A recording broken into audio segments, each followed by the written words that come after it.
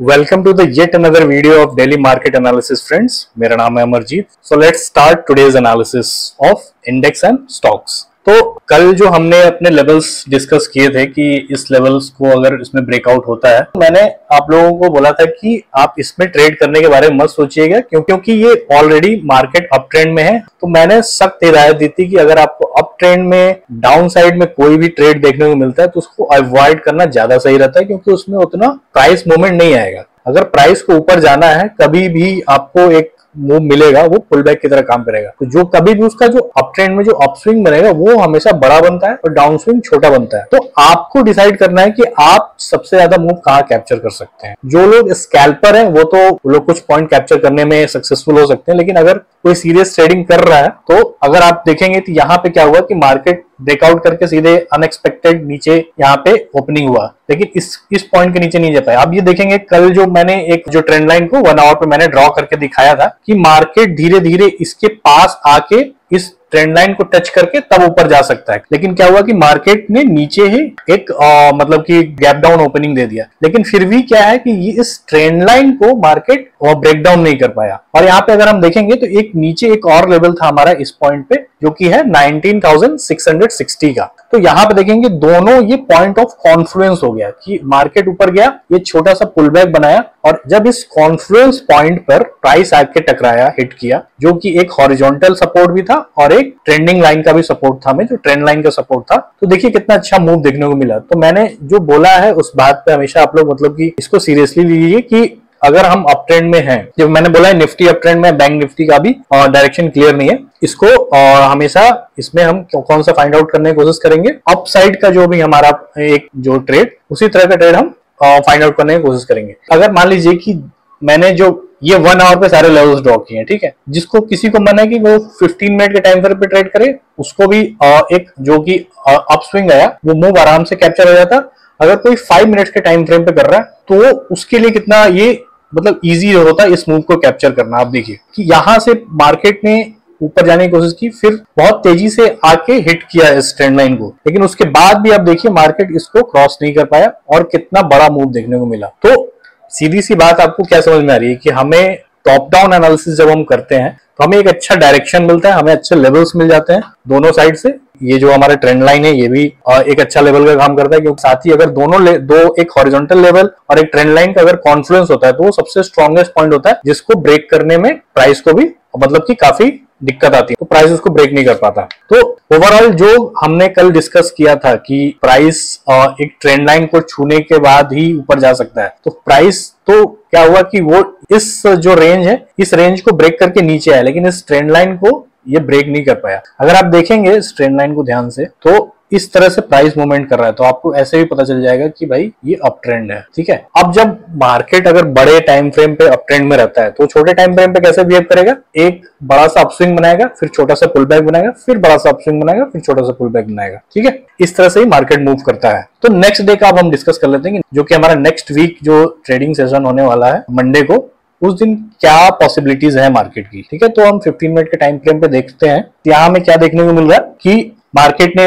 यहाँ पे एक मतलब कि सपोर्ट लेते हुए ऊपर की तरफ फिर रैली किया. फिर क्या देखने को मिल रहा है कि फिर ये एक पुल बैक बना रहा है जो कि प्रोबेबली यहाँ पे हो सकता है कि इसको टच आके हिट करेगा. और अदरवाइज क्या होगा कि एक जो हम 2-3 दिन से डिस्कस कर रहे हैं कि भाई मार्केट हो सकता है कि इस लेवल को ही ब्रेक कर दे, जो कि हमारा 19,850 का लेवल है, इसको ब्रेक कर दे. तो ब्रेकआउट जब भी होता है, अगर मान लीजिए आज का ही ब्रेकआउट का एग्जांपल लें तो हमें ब्रेकआउट हुआ, हमें ओपनिंग कहाँ दिखा, यहाँ पे दिखा, जो कि काफी दूर है, यहाँ पे क्लोजिंग था उससे. तो अब क्या है कि वहां नीचे गैप डाउन ओपनिंग हुआ था, तो गैप डाउन ओपनिंग में अगर आप डाउन ट्रेंड का ट्रेड लेंगे तो आपको देखने को साफ ही मिल रहा है कि वो आपके अगेंस्ट जा सकता था. इसीलिए कभी भी आपको अगर जब भी नेक्स्ट डे भी जिस दिन मंडे को भी अगर आपको एक ऊपर का इसका रेजिस्टेंस है, इसका अगर ब्रेकआउट देखने को मिलता है तो भी अगर बहुत ज्यादा ब्रेकआउट होता है तो आपको वेट करना पड़ेगा कि वहां से नीचे आके मार्केट इस लेवल को रीटेस्ट करेगा. मान लीजिए कि यहाँ पे ब्रेकआउट हो गया कहीं पे ऊपर में, तो वहां से प्राइस नीचे आके रीटेस्ट करेगा, तब एक आप अपसाइड की तरफ ट्रेड ले सकते हैं। अगर एकदम से यहाँ पे इधर कहीं ओपन हो जाता है तो फिर आप डायरेक्ट उसमें एंट्री कर सकते हैं। अगर आपको एक स्ट्रॉन्ग कैंडल दिख रहा है ब्रेकआउट पे, तब आप उसमें डायरेक्ट एंट्री कर लेंगे कि भाई चलो मतलब कि 19,850 के अराउंड मुझे कहीं या ऊपर या नीचे 10 पॉइंट ऊपर नीचे चलता है। अगर आपको एक ग्रीन कैंडल स्ट्रेंथ के साथ दिखती है तो आप आराम से उसमें एंट्री कर लेते हैं। तो अगर आपको कहीं ऊपर में ब्रेकआउट मिलता है, कहीं इस साइड में मिलता है, तो आपको वेट करना होगा कि जिस पॉइंट का रीटेस्ट हो जाए तब तक आप वेट करेंगे, ठीक है। और जो मैं बोलता हूं कि डाउन साइड में एंट्री के लिए मतलब कि उतना ज्यादा हमें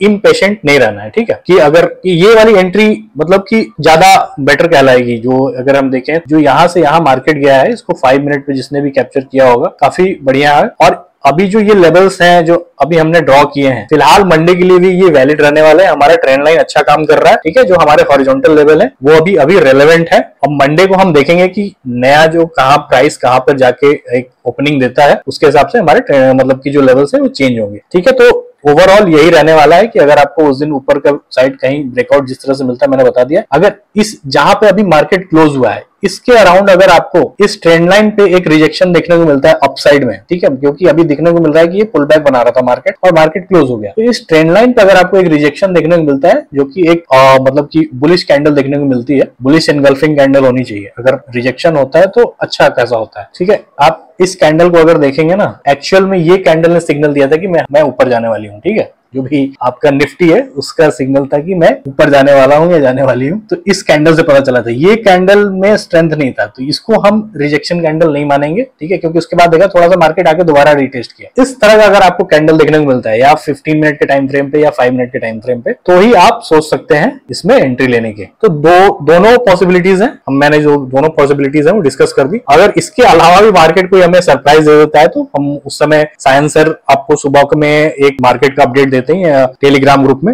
वो आप लोग फॉलो कर सकते हैं उनको। जिस टाइम वो होता है उस टाइम कैसा है उस सायन सर आपको बताते हैं, ठीक है। और सायन सर ने आपको टेलीग्राम ग्रुप में जिन्होंने भी फॉलो कर रहे होंगे, उन्होंने बताया कि कुछ टेक्निकल डिफिकल्टीज की वजह से सायन सर वीडियोस नहीं बना पा रहे हैं, लेकिन वो मंडे से दोबारा से कंटिन्यू कर देंगे, रिज्यूम कर देंगे वीडियो बनाना। तो अभी के लिए मैंने टेकअप किया हुआ है वीडियो, ठीक है। तो चलिए, ये तो हो गया निफ्टी 50 इंडेक्स।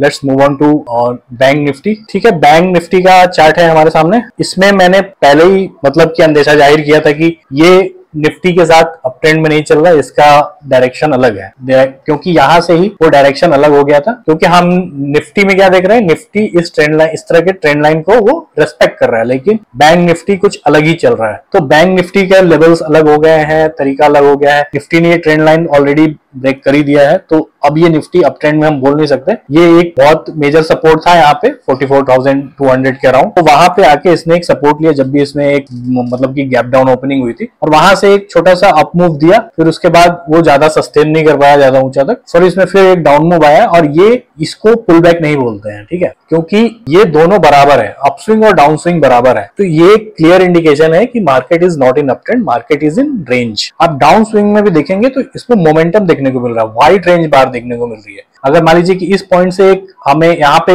मतलब कि ओपनिंग होती है, इसी पॉइंट पे अगर गैप डाउन या गैप अप ओपनिंग नहीं होती है, और ऊपर के साइड आपको, जो कि हम रेंजिंग मार्केट में किस तरह से ट्रेड कर सकते हैं वो मैं आपको बता रहा हूँ। अगर यहाँ पे आपको एक स्ट्रॉन्ग बुलिश कैंडल देखने को मिलती है, ठीक है, तो आप एक अपसाइड की तरफ ट्रेड प्लान कर सकते हैं, ठीक है। अदरवाइज के ऊपर कहीं भी आपको एक मतलब कि गैप अप ओपनिंग देखने को मिलती है, फिर आप नीचे की साइड कर सकते हैं, क्योंकि ये मार्केट अभी दोनों साइड आपको मतलब इक्वल प्राइस मूवमेंट दे सकता है, क्योंकि ये अभी रेंज में है, ठीक है। इसके अलावा भी बहुत सारी चीजें, अगर मान लीजिए इसको ब्रेकआउट कर देता है, इस 44,200 के लेवल को ब्रेकआउट करके कहीं इधर आपको देखने को मिल जा रहा है कि एक कैंडल बन रही है अच्छी बियरिश कैंडल, तो आप एक डाउन साइड की तरफ ट्रेड प्लान कर सकते हैं, ठीक है। लेकिन आपको अगर गैप अप में थोड़ा सतर्क रहना है। अगर इस पॉइंट पे आपको मिल जाता है ओपनिंग ग्रीन कैंडल, तब आप ही बुलिश साइड ट्रेड के लिए सोचिए। अगर आपको गैप अप मिल रहा है तो आप बियरिश के लिए सोच सकते हैं, ठीक है। तो निफ्टी बैंक निफ्टी का हो गया हमारा। अब हम नेक्स्ट कुछ स्टॉक्स देख लेते हैं जो कि मंडे को मे बी उनमें पोटेंशियल ब्रेकआउट हो सकता है, कुछ चार्ट पैटर्न्स फॉर्म हो रहे हैं। तो हमारे सामने है गेल इंडिया का स्टॉक। इसमें हमें कौन सा चार्ट पैटर्न देखने को मिल रहा है आप लोग बताइएगा कमेंट में, ठीक है। पैटर्न का नाम नहीं बताऊंगा, लेकिन मैं उसका जो मतलब की मैकेनिज्म है वो समझा देता हूं। यहाँ हमें क्या देखने को मिल रहा है कि मार्केट एकदम मोमेंटम के साथ ऊपर गया है, ठीक है, एक छोटा सा पुल बैक बनाया, फिर मोमेंटम के साथ ऊपर गया, और जिस मोमेंटम से ऊपर गया है उसके ठीक अपोजिट छोटा छोटा कैंडल बना के नीचे आ रहा है। तो इसमें क्या देखने को मिल रहा है कि भाई मार्केट में एक अपसाइड रैली है, उसके बाद प्रॉफिट बुकिंग चल रही है, जिसको हम लॉन्ग लिक्विडेशन भी कह सकते हैं। और फिर ज्यादातर टेंडेंसी यही होती है कि इस तरह से अगर मार्केट बिहेव करता है तो यहां से इस ट्रेंड लाइन का, जो ये ऊपर की ट्रेंड लाइन है बन रही है, इसका अगर स्ट्रॉन्ग ब्रेकआउट होता है तो मार्केट फिर से अपना अपसाइड जो रैली है उसको कंटिन्यू कर सकता है। ठीक है, तो इसका जो चार्ट पैटर्न, इसको क्या बोलते हैं आप लोग कमेंट्स में जरूर बताइएगा। ठीक है, तो इस स्टॉक को मंडे को आप ध्यान दीजिएगा, क्योंकि इस तरह के स्टॉक्स में होता क्या है कि गैप अप गैप डाउन भी ज्यादा नहीं देखने को मिलता है, क्योंकि आप देखेंगे कि बहुत ही मतलब कि मिनिमल गैप रहता है। अगर गैप अप गैप डाउन होता है तो मार्केट अपने जिस मतलब चाल से चल रहा है उसी चाल से चल रहा है, तो मोस्ट प्रोबेबली गेल इंडिया आपको एक अपसाइड में एक अच्छा ट्रेड दे सकता है। ठीक है, क्योंकि इसने अच्छा खासा यहाँ पे पुल बैक बना लिया, जो रिट्रेसमेंट बोलते हैं जिसको। अब आपको बस वेट करना है कि ये जो ट्रेंड लाइन है इसको ब्रेकआउट हो जाए, कि स्ट्रॉन्ग ब्रेकआउट हो, जैसे कि बुलिश इंगल्फिंग कैंडल जैसा कोई ब्रेकआउट देखने को मिले, तभी आप इसमें एक एंट्री ले सकते हैं अपसाइड में। ठीक है, और आपका जो अगर जो टारगेट होगा वो आप इस जो प्रीवियस हाई है जो आपका 132 का लेवल है उसको आप रख सकते हैं। ठीक है, क्योंकि ये सेफ टारगेट होता है। 1:2 1:3 वो आपका सब्जेक्टिव है, आप अपने हिसाब से रख सकते हैं, लेकिन मैं आपको एकदम सेफ टारगेट बता रहा हूँ। अगर ऊपर की साइड आपको ब्रेकआउट मिलता है तो 132 का टारगेट आइडियल रहने वाला आपके लिए। ठीक है, चलिए अब नेक्स्ट स्टॉक देख लेते हैं। तो हमारे पास नेक्स्ट स्टॉक है भारत पेट्रो कॉर्पोरेशन का, मतलब भारत पेट्रोलियम का। ठीक है, इसमें हमें हेड एंड शोल्डर पैटर्न देखने को मिल रहा है। ठीक है, तो ये कंफ्यूजन ना हो इसलिए मैंने बना दिया, लेकिन इससे पहले वाला आपको कमेंट में बताना होगा। ठीक है, इसमें मैं आपको पैटर्न का नाम बता रहा हूँ। तो इसमें हमें प्राइस का मूवमेंट कैसे देखने को मिल रहा है। भाई प्राइस ऊपर गया है, फिर नीचे आया, फिर ऊपर गया है, एक हेड बनाया, फिर नीचे आया, फिर ये एक राइट शोल्डर इसका बना है, फिर ये नीचे आ रहा है। ठीक है, अब यहाँ पे एक स्ट्रॉन्ग सपोर्ट बन रहा है। ठीक है, अगर मंडे को प्राइस इस सपोर्ट को ब्रेक कर देता है, ठीक है, तो आपको एक अच्छा डाउन साइड में रैली देखने को मिल सकती है। ठीक है, तो आपका अगर टारगेट कहें तो ये एक नेक्स्ट सपोर्ट है इसका, यहां तक आप टारगेट रख सकते हैं। आइडियल टारगेट इस तरह से होना चाहिए। अगर आपको ये टारगेट मीट हो जाता है, अगर मान लीजिए कि ये टारगेट आपको अचीव हो जाता है, तो आप अपना स्टॉप लॉस थोड़ा सा ये कर ट्रेल कर सकते हैं। और अगर देख लेते हैं अगर नीचे अगर और भी आपको मौका मिल रहा है तो आप अपना स्टॉप लॉस ट्रेल करके नीचे और देख सकते हैं कि कहां तक मार्केट जाता है। ठीक है, तो ये दो स्टॉक्स थे हमारे जिनमें अच्छा एक पैटर्न बन रहा था। तो ओवरऑल आज के एनालिसिस में इतना ही। ठीक है, मिलते हैं नेक्स्ट वीडियो में, तब तक के लिए धन्यवाद।